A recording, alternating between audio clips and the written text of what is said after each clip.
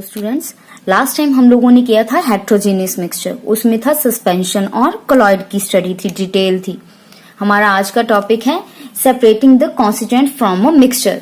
अब मिक्सचर में हमने क्या कहा था कि एक से ज्यादा कंपोनेंट होते हैं, मोर देन वन कंपोनेंट, और उसमें भी क्या है, जो कंपोनेंट है वो आपस में नॉन रिएक्टिंग होती हैं। नॉन रिएक्टिंग क्यों होते हैं? क्योंकि अगर सपोज दो कंपोनेंट रिएक्ट कर जाएंगे तो वो नया कंपोनेंट बना देंगे जो कि एक प्योर सब्सटेंस की कैटेगरी के अंडर आ जाएगा। So the main point is कि मिक्सचर में आपके पास एक से ज्यादा कंपोनेंट होते हैं और वो भी आपस में रिएक्ट नहीं करते। अब हमारा आज का टॉपिक क्या है, जैसे सपोज हमारे पास कोई मिक्सचर है, उसमें दो कंपोनेंट है या तीन कंपोनेंट है, हमें उसमें से कोई एक कंपोनेंट चाहिए। तो उसके लिए हमें क्या करना पड़ेगा, जो बाकी के कंपोनेंट्स हैं उनको रिमूव करना पड़ेगा, तो उनको सेपरेट करना पड़ेगा। तो हमारी आज के इस टॉपिक में सेपरेशन की टेक्निक्स हम लोग स्टडी करेंगे कि किसी भी कंपोनेंट को मिक्सचर में से हम लोग कैसे सेपरेट कर सकते हैं। जो ये सेपरेशन की टेक्निक है वो किस पे डिपेंड करेगी, on the type of mixture. Mixture किस टाइप का है, दूसरा क्या है आपके पास, nature of substance present in the mixture. जो मिक्सचर में सब्सटेंस है वो कैसे हैं, उनकी नेचर कैसी है, वॉलेटाइल है, सॉलिड है, लिक्विड है, या फिर नॉन वॉलेटाइल है। वॉलेटाइल मीन्स जो जिनके वेपर्स बन सकते हैं, जो इवेपोरेट किए जा सकते हैं। तो जो हमारी सेपरेशन की टेक्निक है वो इन दो फैक्टर्स पे डिपेंड करेगी। अब आपके पास हेट्रोजीनियस मिक्सचर है या होमोजीनियस मिक्सचर है। हेट्रोजीनियस मिक्सचर में क्या होता है, कंपोनेंट जो है डिफरेंट डिफरेंट वो विजिबल होते हैं कि एक कंपोनेंट के पार्टिकल कौन से हैं और दूसरे कंपोनेंट के पार्टिकल कौन से हैं। तो सबसे पहले हम लोग क्या स्टडी करेंगे आज, separation of constituents from a heterogeneous mixture. अगर आपके पास हेट्रोजीनियस मिक्सचर है उसमें से हम लोग कैसे सेपरेट करेंगे कंपोनेंट्स को। तो आपके पास फर्स्ट मेथड है sedimentation followed by filtration. Sedimentation means particles को पहले सेटल होने देंगे और फिर उसके बाद फिल्ट्रेशन करेंगे। अब देखो, filtration means filter paper use करके फिल्टर करना। तो ये प्रोसेस हमारी कहाँ यूज होती है, जहां एक कंपोनेंट लिक्विड हो। तो फिल्ट्रेशन प्रोसेस कहाँ आपके पास यूज होगी, one of the component of the mixture is liquid. अब सेडिमेंटेशन होती है settling of the particles. It means particles कौन से सेटल हो सकते हैं सोल्यूशन में, सॉलिड पार्टिकल्स। तो मिक्सचर हमारा कैसा है, one of the component is solid and another component is liquid. जैसे यहाँ पे हमने एग्जांपल ली है, ये पहले भी स्टडी किया था सस्पेंशन के टाइम पे। कैल्शियम हाइड्रोक्साइड में से कार्बन डाइऑक्साइड पास करते हैं तो कैल्शियम कार्बोनेट मिल्की सॉल्यूशन बनता है आपके पास। ये जैसे आपके पास एग्जांपल है। तो मिल्की सॉल्यूशन आपके पास क्यों है, क्योंकि उसमें कैल्शियम कार्बोनेट के जो पार्टिकल्स हैं, सॉलिड पार्टिकल्स, वो होते हैं व्हाइट कलर के, जिसकी वजह से सॉल्यूशन मिल्की अपीयर होता है। अब अगर इस सॉल्यूशन को एज सच हम लोग अनडिस्टर्ब रखें कुछ टाइम के लिए, तो ये पार्टिकल्स बॉटम पे सेटल डाउन हो जाएंगे, इनकी सेडिमेंटेशन हो जाएगी। इसके बाद इस सॉल्यूशन को हम लोग फिल्टर कर देंगे। तो फिल्टर पेपर के ऊपर रेजिड्यू, यहाँ जब पानी डालेंगे, सॉल्यूशन डालेंगे, तो यहाँ आ जाएंगे कैल्शियम कार्बोनेट के पार्टिकल्स, और सॉल्यूशन में नीचे बॉटम पे आपके पास आ गया फिल्ट्रेट, वो लिक्विड। तो ये आपके पास हो गई सेडिमेंटेशन फॉलोड बाय फिल्ट्रेशन। ये मैं आपको बुक में से क्यों समझा रही हूँ आज, बुक में काफी कलरफुल वे में एग्जांपल्स लिखी होती हैं, ये डायग्राम बनी होती हैं, तो उससे और भी ज्यादा इंटरेस्टिंग लगता है और क्लियर हो जाएगा। अब देखो, ये फिल्ट्रेशन के लिए जो इन्होंने किया, ये फिल्टर पेपर लगाया इसमें, और उसमें क्या है, फिर हमने फ्लास्क में फिल्टर पेपर को सेट किया, उसके बाद सॉल्यूशन डाला। ये देखो, अब डायरेक्ट क्यों नहीं डाल रहे, क्योंकि सॉल्यूशन के जो पार्टिकल्स में भी वो फिल्टर पेपर से जब स्ट्राइक करेंगे तो फिल्टर पेपर को वो टियर कर सकते हैं, फाड़ सकते हैं। तो इसलिए हम लोग ग्लास रॉड के थ्रू धीरे धीरे सॉल्यूशन डालते हैं ऑन द बीकर और ऑन द फिल्टर पेपर। तो इसमें से यहाँ पे कैल्शियम कार्बोनेट के पार्टिकल्स आ जाएंगे और यहाँ आपके पास आ जाएगा फिल्ट्रेट। जो पोर्शन फिल्टर पेपर पे आता है उसको बोलते हैं रेजिड्यू, और जो आपके पास क्लियर सॉल्यूशन नीचे आता है वो होता है आपका फिल्ट्रेट। तो residue on the filter paper and filtrate in the container after removing residues. तो ये आपके पास हो गया हमारा सेडिमेंटेशन फॉलोड बाय फिल्ट्रेशन। अब इसकी हेल्प से कौन कौन से कंपोनेंट को हम लोग सेपरेट कर सकते हैं, ये देखो मैंने यहाँ पे हाईलाइट भी कर दिया। It is very commonly used in the labs for the separation of copper sulphate crystals CuSO4.5H2O। जो ब्लू कलर का कॉपर सल्फेट होता है उसमें वाटर ऑफ हाइड्रोजन साथ में होता है। अगर ये वाटर नहीं हो तो कॉपर सल्फेट की क्रिस्टल जो है वो व्हाइट होते हैं। Nitre means potassium nitrate, K stands for potassium, NO3 nitrate. Next इन्होंने लिखा है पोटैश एलम, जो फिटकरी होती है, तो उसका फॉर्मूला है K potassium Al aluminium sulphate .12H2O। तो ये हो गया हमारा पोटाश एलम। तो इन सब मेथड के लिए हम लोग फिल्टर पेपर यूज कर सकते हैं। अब देखो इन्होंने क्या शो किया है कि फिल्टर पेपर को फनल में लगाते कैसे हैं। तो उसके लिए मैंने यहाँ पे पेज लिया। यहाँ इन्होंने फिल्टर पेपर जो है वो राउंड लिया है, सर्कुलर लिया है। आपके पास स्क्वायर फॉर्म में भी हो सकते हैं फिल्टर पेपर। तो स्क्वायर है चाहे राउंड शेप है, फिल्टर पेपर को सेम वे से करते हैं। तो यहाँ मैं वो बता रही हूँ कि कैसे उसको करना है। तो ये हो गया आपका स्क्वायर फिल्टर पेपर। इसको पहले ऐसे वन फोल्ड करेंगे, ओके, फिर देन अनदर फोल्ड।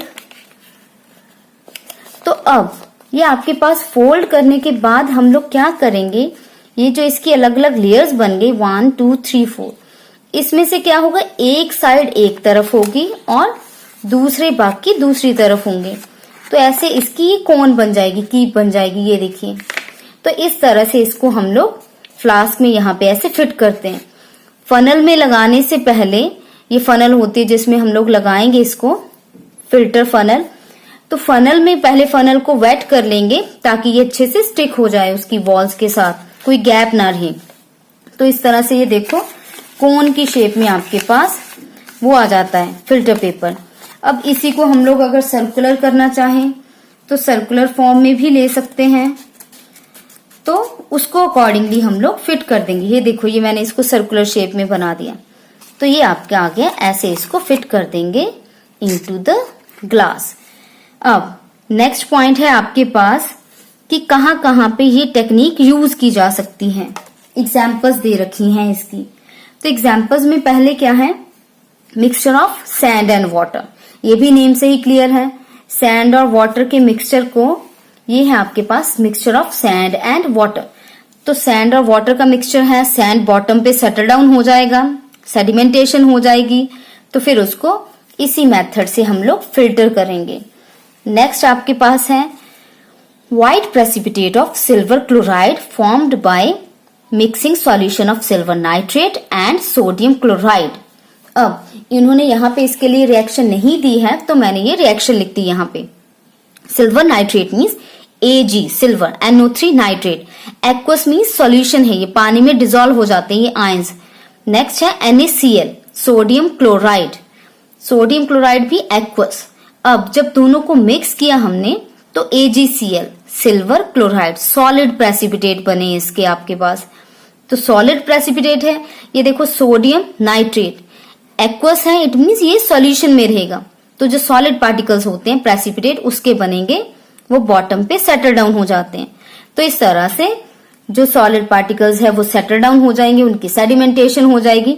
फिर उसको सिमिलरली ऐसे यहाँ पे फिल्टर कर लेंगे। तो आपके पास नेक्स्ट एग्जाम्पल है a mixture of iron particles and sulphur. अब देखो यहाँ पे आपके पास दोनों ही सॉलिड हैं, तो हमने मेथड कौन सा कर रहे हैं, सेडिमेंटेशन फॉलोड बाय फिल्ट्रेशन। तो यहाँ आपके पास क्या है, जो सल्फर है that is soluble in carbon disulphide. तो पहले हम इस मिक्सचर में कार्बन डाइसल्फाइड डालेंगे, उसमें सल्फर डिसॉल्व हो जाएगा। फिर कैसा सॉल्यूशन बन गया, ये हो गए सॉलिड पार्टिकल्स और ये हो गया हमारा सॉल्यूशन। तो सॉलिड पार्टिकल्स सेटल डाउन हो जाएंगे, इसको हम लोग फिल्टर कर लेंगे। तो जो हमारा फिल्ट्रेट आएगा ऐसे, उसमें क्या होगा, सल्फर डिसॉल्व होगा कार्बन डाइसल्फाइड में। तो उसको फिल्टर करके हम लोग वहां से सल्फर को निकाल सकते हैं, एक्सट्रैक्ट कर सकते हैं। ये देखो डीकैंटेशन भी बोलते हैं इसको। जब सेटल डाउन हुआ है एज सच वो पानी हम लोग बिना फिल्टर पेपर के अगर बाहर उसको एक्सट्रैक्ट कर रहे हैं, बाहर निकाल रहे हैं, रिमूव कर रहे हैं, तो वो हो गई हमारी डीकैंटेशन। नेक्स्ट पॉइंट, अब ये जो हम लोग प्रेसिपिटेट बना रहे हैं, जैसे यहाँ पे सिल्वर क्लोराइड के बने, उसमें आपके पास क्या है कि अगर प्रेसिपिटेट पार्टिकल का साइज बहुत स्मॉल हो तो वो सेटल डाउन होने में बहुत ही टाइम लेता है। तो उसके लिए हम लोग क्या यूज कर सकते हैं, ऐसी होती है सेंट्रीफ्यूगल मशीन्स। सेंट्रीफ्यूगल मशीन में हम लोग क्या करते हैं, टेस्ट ट्यूब को रखते हैं, ये मशीन ऐसे गोल गोल बड़ी ही स्पीड से उसको घुमाएगी टेस्ट ट्यूब से। उससे होगा क्या, जो डेंसर पार्टिकल्स हैं वो बॉटम की तरफ आ जाएंगे और जो लाइटर पार्टिकल्स हैं वो टॉप पे रहते हैं। तो इस तरह से सॉलिड पार्टिकल्स की प्रेसिपिटेशन जल्दी हो जाती है और हम लोग सॉल्यूशन को इजीली फिल्टर कर सकते हैं। अब ये जो मशीन है इसको हम लोग बोलते हैं सेंट्रीफ्यूगल मशीन। अब देखो सेंट्रीफ्यूगल मशीन यूज कहाँ कहाँ हो सकती है, in diagnostic centres where test are performed, washing machines used for washing dirty clothes. Next, centrifugal machine in different forms are used to separate cream from milk. इसकी detail और है कि milk से क्रीम कैसे निकालते हैं। अब देखो आपने दूध देखे होंगे, मिल्क के पैकेट देखे होंगे, कईयों पे लिखा होता है toned, double toned, single toned या फिर डबल टोन्ड, या एक होता है फुल फैट। तो वो किसके बेसिस पे होता है, तीनों टाइप के मिल्क में प्रोटीन की वैल्यू जो है वो सेम होगी, लेकिन हम लोग उसमें से फैट को रिमूव कर लेते हैं, कम कर देते हैं। जैसे क्रीम निकालेंगे मिल्क से तो वो फैट कम हो जाएगा बाय यूजिंग सेंट्रीफ्यूगल मशीन। अब जैसे कि आपके पास मिल्क में बहुत सारे सॉल्युबल फैट्स होते हैं, तो हम लोग सेंट्रीफ्यूगल मशीन की हेल्प से क्रीम को सेपरेट कर देंगे और जो मिल्क है फिर उसमें फैट का कंटेंट कम होता है। Next point, magnetic separation, one of the most common and easiest separation technique. अब मैग्नेटिक सेपरेशन नेम से ही क्लियर होगा कि जहां मैग्नेट को हम लोग यूज कर सकते हैं। अब मैग्नेट को कहाँ यूज कर सकते हैं, जहां पे आयरन नेचर के पार्टिकल्स होंगे कि जो मैग्नेट की तरफ अट्रैक्ट हो सकते हैं पार्टिकल, मैग्नेटिक सब्सटेंसेस। अब iron one of the most common example, हमें पता है कि आयरन जो है वो मैग्नेट की तरफ अट्रैक्ट होती है। तो इसमें आपके पास क्या है, हमारे पास पोज, इस टेक्निक का हम लोग यूज कहाँ कर सकते हैं, जहां one of the particle has magnetic nature और दूसरे की मैग्नेटिक नेचर नहीं होगी, नॉन मैग्नेटिक। जैसे यहाँ पे mixture of iron filling and sulphur powder, इसी मिक्सचर को पहले हमने यहाँ वो डिसॉल्व करके फिर रिमूव करके फिर इवेपोरेशन करके किया था, उसके लिए सिंपल टेक्निक भी यूज हो सकती है। अब हम लोग क्या करेंगे, जो मिक्सचर है इसके पास आयरन और सल्फर का मिक्सचर, इसके पास मैग्नेट लेके आएंगे, तो मैग्नेट क्या करेगी, आयरन पार्टिकल्स को अपनी तरफ अट्रैक्ट कर लेगी। तो इस प्रोसेस को जब बार बार रिपीट करेंगे तो होगा क्या, पार्टिकल्स आयरन के इसकी तरफ अट्रैक्ट हो जाएंगे और आपके पास चाइना डिश में क्या बचेगा, उस कंटेनर में क्या बचेगा, सल्फर के particles. This means this magnetic separation technique will be helpful in the mixtures having magnetic component and another one will be non-magnetic component. अब नेक्स्ट पॉइंट है हमारा सब्लिमेशन। सब्लिमेशन में आपके पास क्या है, ये हम लोग फर्स्ट चैप्टर में कर चुके हैं। सब्लिमेशन में डायरेक्ट सॉलिड वेपर्स की फॉर्म में जाता है without any formation of liquid. जैसे आपके पास जब भी हम लोग आइस को मेल्ट करते हैं, आइस में सॉलिड फॉर्म ऑफ H2O, तो उससे पहले लिक्विड वाटर बनता है, उसको हीट करें तो वेपर्स बनते हैं। लेकिन सब्लिमेशन के केस में आपके पास डायरेक्ट सॉलिड से वेपर्स बनेंगे। अब तो नेम से ही क्लियर है हमारा एक कंपोनेंट कैसा होगा, जो डायरेक्ट सॉलिड से वेपर्स में जा सकता है। अब होता क्या है, सॉलिड को हीट करेंगे तो उसके वेपर्स बनेंगे, वेपर्स को कूल करेंगे तो फिर से वो सॉलिड बन जाता है। इसकी कॉमन एग्जांपल है नेप्थलीन बॉल्स, जो घरों में फिनाइल की गोलियां डालते हैं उन्हें नेप्थलीन बॉल्स बोलते हैं। नेक्स्ट वन आपके पास अमोनियम क्लोराइड या फिर कैम्फर। तो इसके लिए हम लोग क्या करेंगे, चाइना डिश में मिक्सचर लेंगे, मिक्सचर में आपके पास एक कंपोनेंट सब्लाइम हो जाएगा, दूसरा आपके पास चाइना डिश में रहेगा। तो होगा क्या, हीट किया हमने, यहाँ पे ये देखो इन्वर्टेड फनल को उल्टा करके रख दिया है। अब यहाँ पे जो होल होता है उसको कॉटन से प्लग कर देंगे ताकि वो जो वेपर्स बनेंगे, गैस बनेगी, वो बाहर ना एस्केप हो जाए। अब तो इस केस में आपके पास हीट किया तो वो सब्लिमेट हो गया सॉलिड एक, और दूसरे वाला कंपोनेंट वही रहेगा। तो ये थी हमारे पास प्रोसेस ऑफ सब्लिमेशन। इसमें ये देखो एग्जांपल्स दे रखी काफी, substances like naphthalene, camphor, ammonium chloride, benzoic acid and iodine. तो ये आपको ध्यान रखना है कि किस टाइप का कंपोनेंट हम लोग सेपरेट करना चाह रहे हैं, उसके according technique will be different. Now the next one is separation of to immiscible liquids. जब हमारे पास दो कंपोनेंट हैं, दोनों ही लिक्विड हैं और वो एक दूसरे में सॉल्युबल नहीं है, तब हम लोग क्या करेंगे, काफी इजी टेक्निक है ये। अब इसमें हम लोग क्या करेंगे, उस मिक्सचर को एक सेपरेटिंग फनल में लेंगे। ये जो आपको दिख रही है ये है सेपरेटिंग फनल। तो सेपरेटिंग फनल में डाल दिया, इसके बॉटम पे ये लगी हुई है कॉर्क अपना स्टॉपर, तो स्टॉपर को क्लोज रखेंगे, यहां से इसको कॉर्क से बंद कर देंगे आफ्टर एडिंग मिक्सचर। तो इसको जब शेक करेंगे, शेक करने के बाद सेटल डाउन होने के लिए रख देंगे, अनडिस्टर्ब रखेंगे। तो अनडिस्टर्ब रखने के पे क्या होगा, जो दोनों लिक्विड हैं उनकी सेपरेट लेयर बन जाएगी। ये सेपरेट लेयर क्यों बनी है, because of the difference in their densities.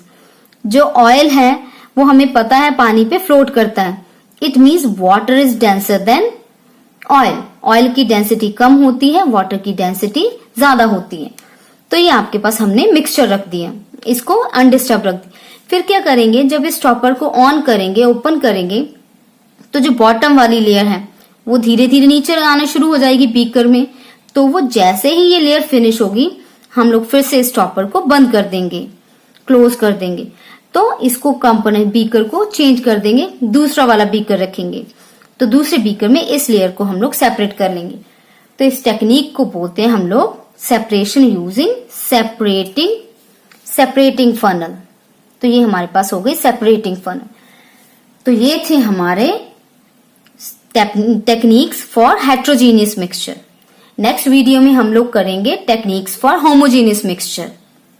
Video अच्छा लगा हो तो लाइक कीजिए, शेयर कीजिए और सब्सक्राइब कीजिए। और इस चैप्टर के एंड में हम लोग क्वेश्चन आंसर भी करेंगे।